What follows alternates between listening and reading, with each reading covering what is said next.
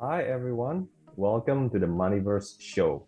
It's about helping you navigate the world of money and be on top of your personal finances, whether it's your income, bills, debts, savings, mortgages, investments, taxes, and family commitments. Now, this show is about answering your personal finance question. Yes, all of us have some, with the help of our experts who are experienced with money and have practical suggestions for you. All of the comments shared and exchanged in the show are for your informational purposes only and are not intended to be personal financial advice. Now, we have here our guest, Lionel, as an expert for this episode.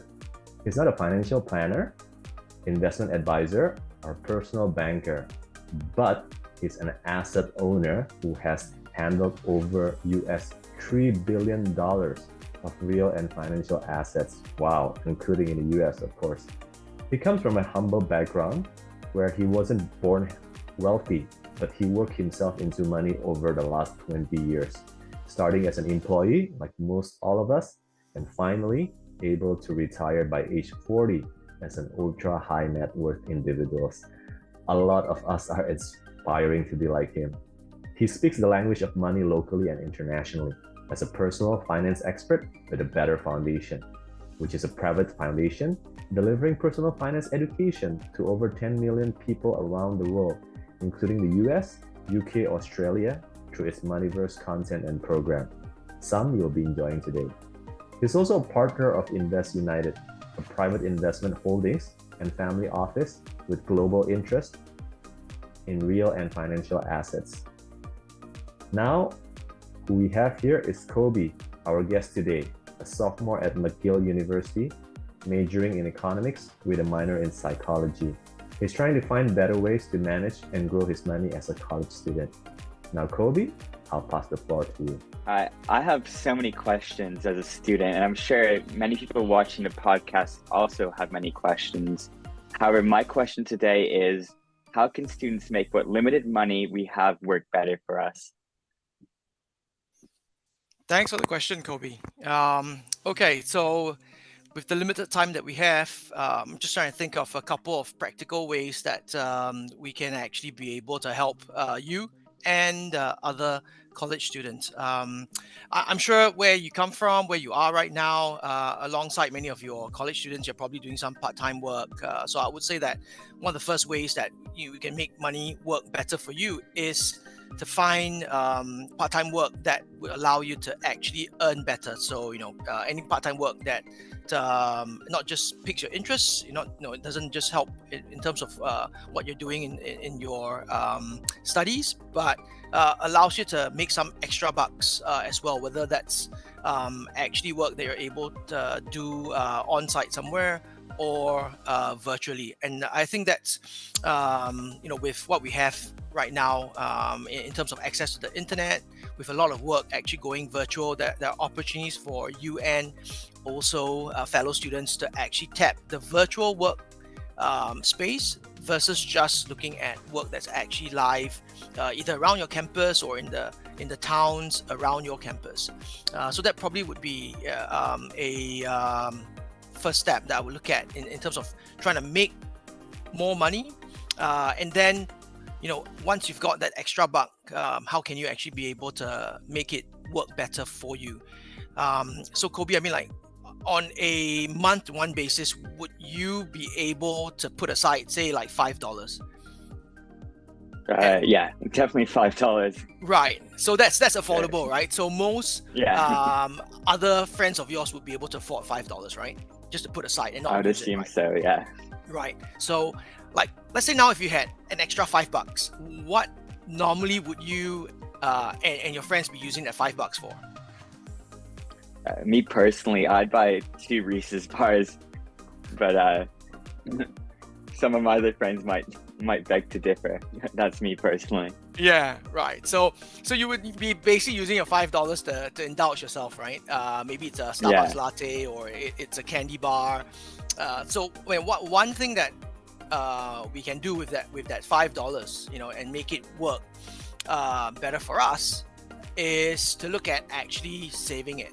So, $5 doesn't sound like a lot, but if you can afford $5 a month, and putting that $5 aside every month, that gives you $60 that you've put aside in a year, right?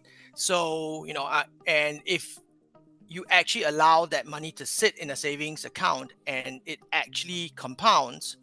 So compounding is something that basically a savings account would do, or any savings account would do for you without you actually lifting a finger, right? So the money that you put in there, in this case, the $5, it would get interest because the bank would pay you interest, and then the interest on that $5 would continue to collect interest, day after day, week after week, month after month, year after year, right?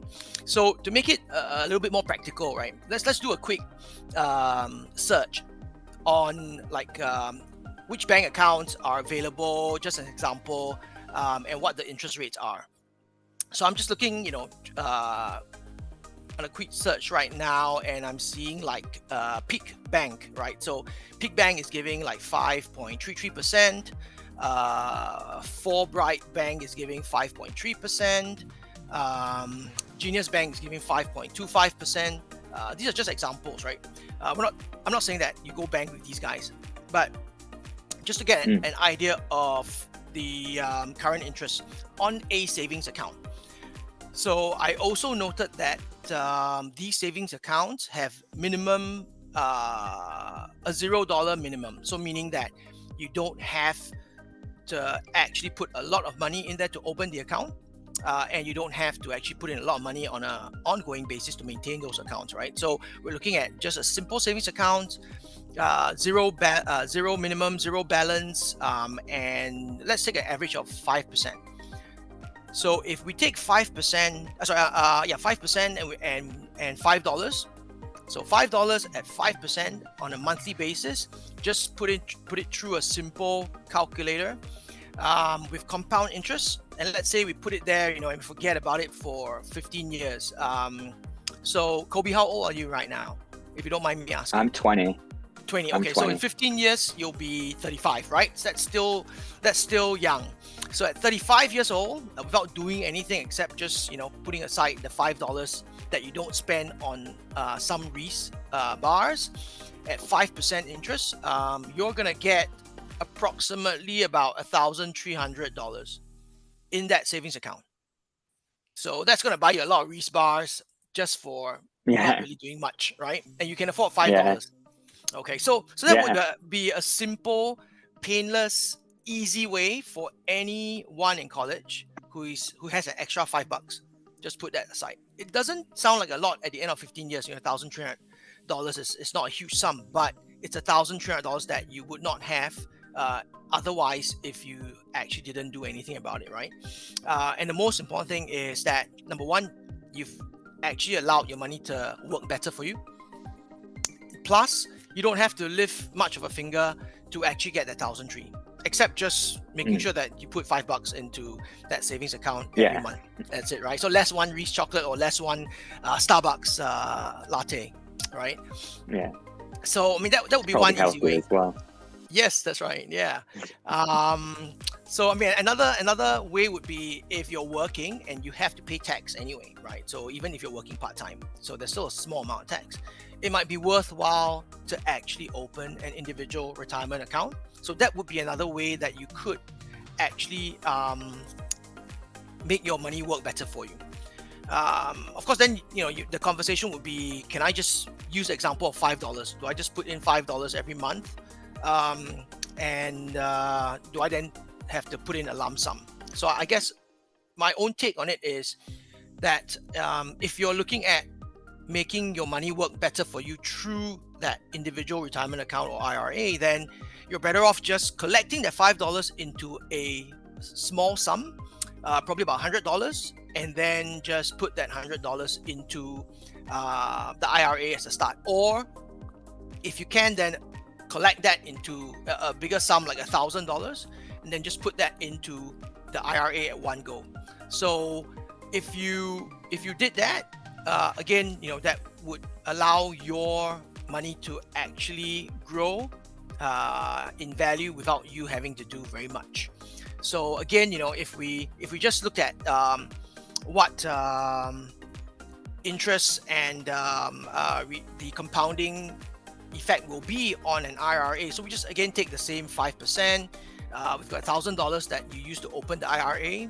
Don't do anything else about it anymore. That means one time $1,000, and forget about it. And at the age where the IRS allows you to take out your money, your $1,000 would be around $7,000 by the time you get to 60. So it's not a huge amount, but it's $7,000 that it's just going to be extra, and you could use that to get a cruise around the Caribbean, for example. Yeah, or 3,000 Reese's bars, right? Yeah, that's right. That's right. So that's just two simple ways to actually make that money grow. And the amount that we're talking about in the first case is just $5 a month, which is not huge. Every student can afford. And in the other case, if you're going to be paying taxes for your part-time work anyway, then it's about accumulating or collecting those $5 into a lump sum and then putting it into your IRA and let the IRA do the rest of the work. Interesting insight. Now, as you guys were discussing about this, it reminded me 20 years ago when I was a student. Yeah, feel free to also fill in your questions, not only if you're university students, even if you are during your working years or nearing retirement. We're open to questions. You can follow us at this channel or on our LinkedIn and drop in your questions. Now, I'd like to say thank you for Lionel and Coby for dialing in, and I'll see you guys next time.